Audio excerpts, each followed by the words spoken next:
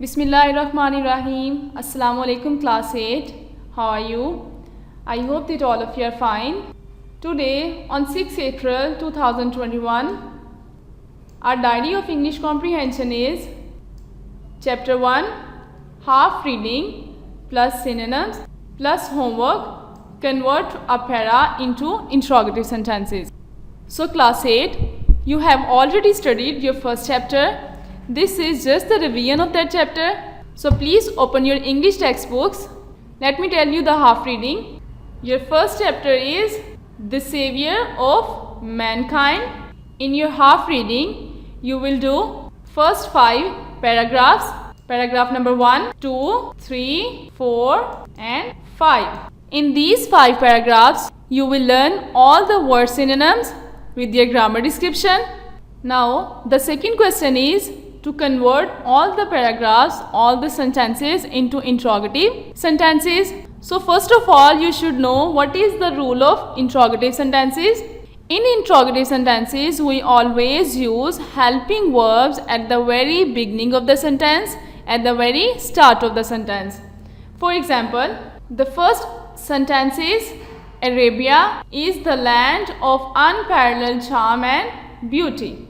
To change this sentence into interrogative sentence, we put helping verb is at the beginning of the sentence, like is Arabia the land of unparalleled charm and beauty, and put question mark at the last of the sentence.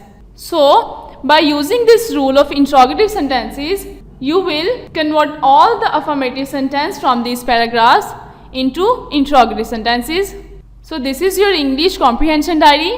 Let's see the thumbnail for this lesson. For further detail regarding to your first chapter, you can see video number 1, English class 9, unit 1, lecture 1, part 1 of 3. So I hope that today's lesson is clear to you. Take care of yourself. Allah Hafiz. Auzubillahiminash-shaytanir-rajeem. Bismillahir-rahmanir-rahim. Assalamu alaikum. I hope you are all doing well. Today we are going to do the diary of 6th April 2021. So let's start from English language diary. Present indefinite, active voice, passive voice, declarative concept. Today we will learn about the active and the passive voice. Okay, but before going to understand about the active and the passive voice, we have to know about the voice. That what is a voice?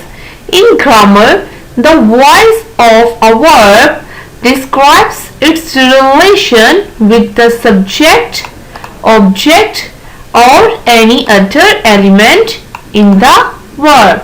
Okay, I think so now it is clear that what is a voice. That voice shows the relation with the subject, object or any other element that is used in a sentence. Okay, now let's move that. What is an active voice?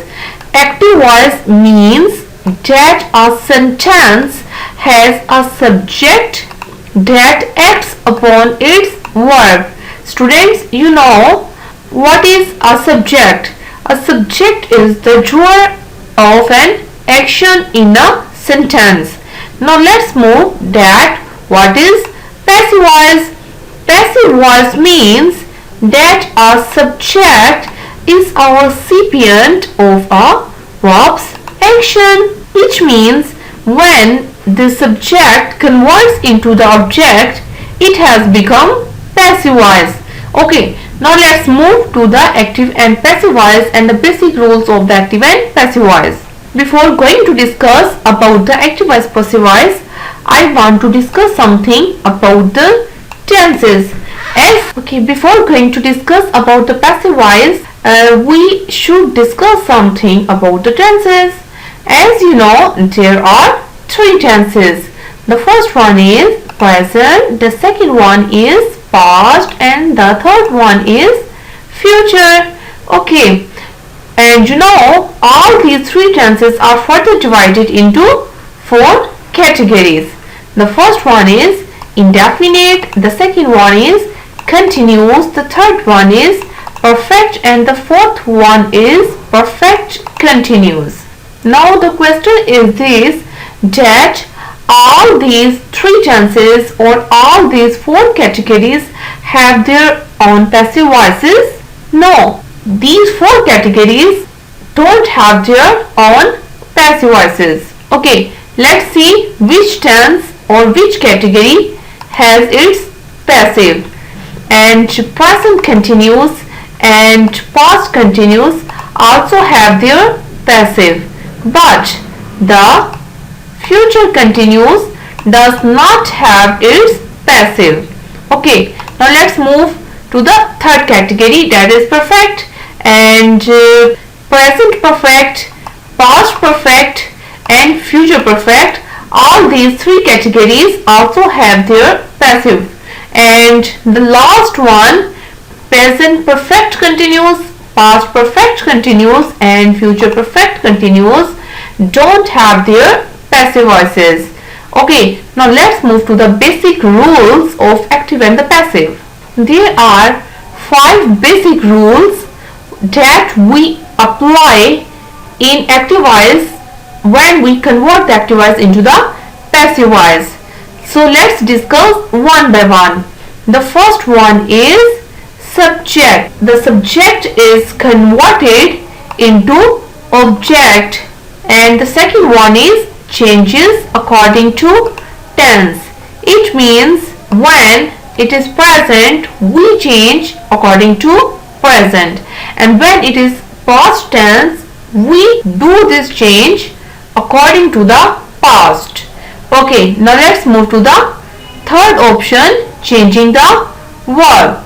Doesn't matter it is present, it is past or it is future, the verb will be converted into participle form of verb or third form of verb. Okay, now let's move to the fourth option, adding the word by.